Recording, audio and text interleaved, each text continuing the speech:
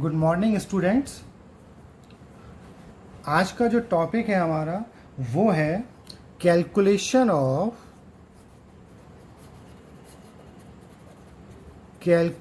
Of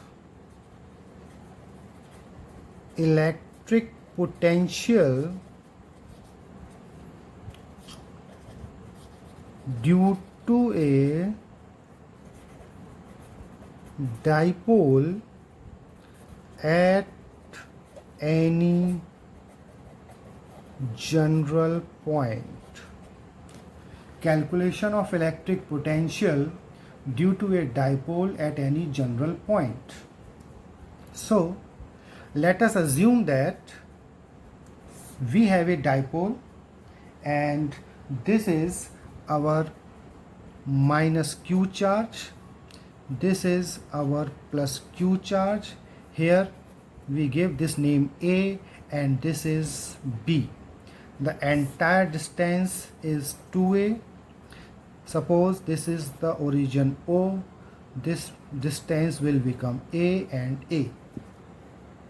Clear? अब centre O से R distance पर, सेंटर O से R डिस्टेंस पर एक पॉइंट P है जहां हमें इलेक्ट्रिक पोटेंशियल कैलकुलेट करना है and it is making an angle theta. Suppose minus Q charge से इसकी डिस्टेंस R1 है और प्लस Q चार्ज से इसकी डिस्टेंस R2 है। क्लियर? अब क्या करेंगे, कैलकुलेट करते हैं। तो सपोज माइनस Q चार्ज की वजह से P पॉइंट पर इलेक्ट्रिक पोटेंशियल अगर V1 है तो 1/4πε0 minus Q upon AP and this AP is R1।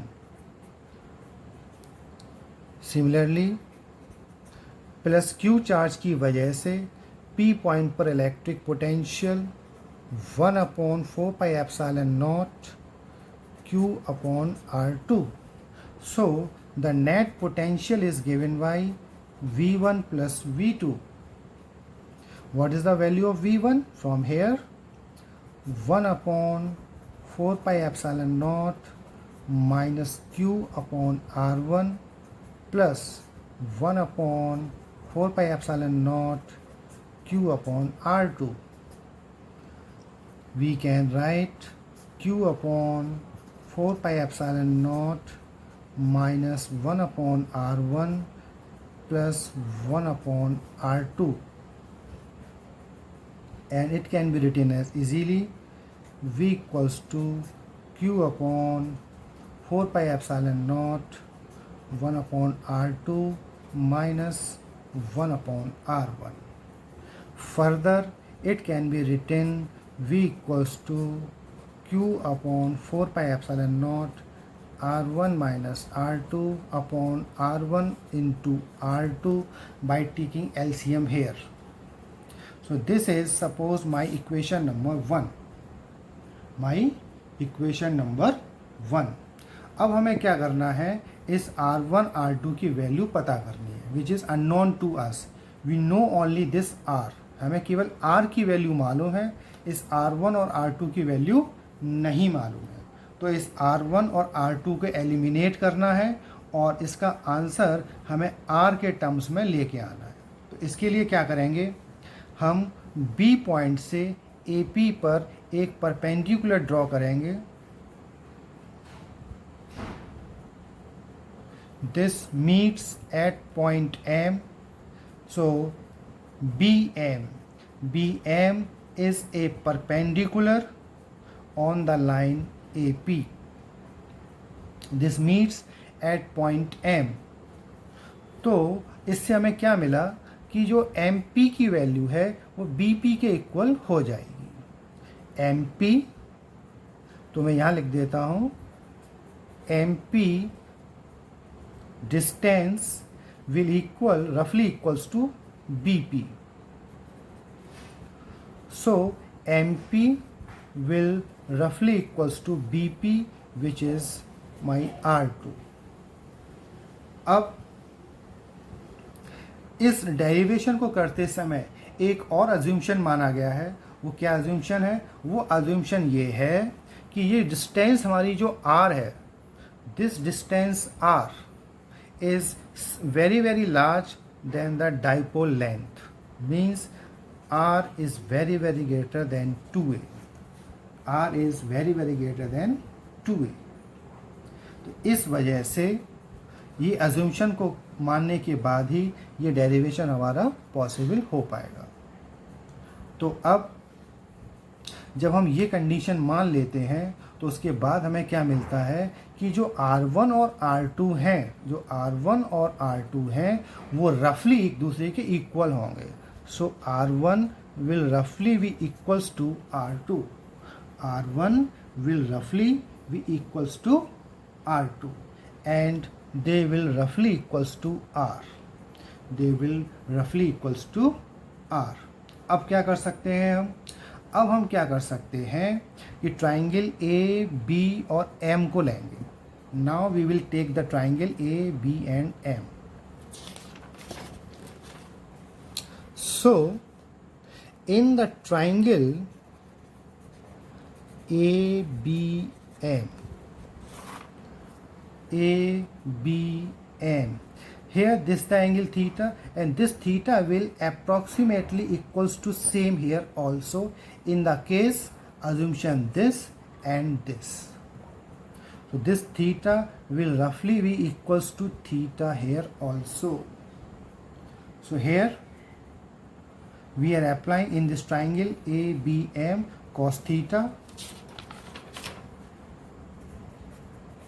Cos theta is equals to,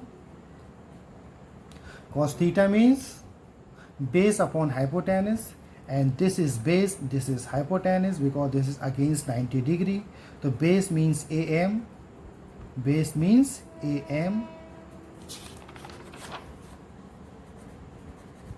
and hypotenuse means AB. So cos theta means AM and AM means what? ये AM क्या है? अगर मैं AM को देखूं तो AM means AP minus MP. तो AM means AP minus MP upon AB. AP minus MP. AP minus MP. What is this AP? AP is R1. So AP means R1 and MP means MP. MP means R2. So we can write R2 and AB. AB means 2A. So we get R1 minus R2 equals to 2A cos theta. R1 minus R2 equals to 2A cos theta. And this R1 minus R2 can be written in terms of equation number 1. So from equation number 1, we get V equals to Q upon 4 pi epsilon naught 2A cos theta upon R1 into R2, and R1 and R2 are roughly equals to R. So we will get R into R. So we have arrived here. अब अगर आगे देखें तो Q into 2A, Q into 2A will make dipole moment V equals to P cos theta upon 4 pi epsilon naught R into R, R square. So we get this formula. So we get this formula V equals to P cos theta upon 4 pi epsilon naught R square. अब यहाँ पे जो important चीज़ है वो है cos theta. यहाँ पे जो इम्पोर्टेंट चीज़ है वो क्या है? cos theta. What is cos theta? What is theta angle? This theta angle is this. With the direction of dipole moment, this is the direction of dipole moment from minus q to plus q and the direction of r. अब यहीं से हम आगे चल सकते हैं। अगर इसको थोड़ा सा और एलोबरेट करें तो हमें पता चलेगा if theta is 0 degree, theta is 0 degree, तब क्या होगा? अगर आपका थीटा 0 डिग्री है तो ये वाली जो लाइन है वो धीमे धीमे घूमकर कुछ इस तरह से हो जाएगी। आपका थीटा 0 हो जाएगा। ये वाली जो लाइन है, ओपी जो लाइन है, वो घूमकर इस तरह से हो जाएगी। इट मीन्स आपका क्या लाइन बन जाएगी? It will become axial line. It will become axial line. Our point P will arrive at axial line and cos 0 की वैल्यू 1। तो आपका जो V है वो कितना हो जाएगा? P upon 4 pi epsilon naught R square. P upon 4 pi epsilon not into R square, जो कि हम पहले ड्राइव कर चुके हैं। और अगर आपका थीटा 90 है तो क्या होगा? अगर आपका थीटा ये वाला एंगल अगर आपका थीटा 90 है तो कुछ इस तरह से सिचुएशन बनेगी। And this is the situation of equatorial line. This is the situation of equatorial line. In this case cos 90 और cos 90 की value 0, so our entire value will become 0, V will become 0, V will become 0। तो इस तरह से हम देखते हैं कि ये वाला जो फॉर्मूला है ये हमारा जनरल फॉर्मूला है। इस जनरल फॉर्मूले से हम इस केस में भी अराइव कर सकते हैं और इस केस में भी अराइव कर सकते हैं। तो we can find the value of the electric potential due to dipole at axial line as well as equatorial line. So this is the case of equatorial line. So this is our value of electric potential in general case due to a dipole. Right? Thanks.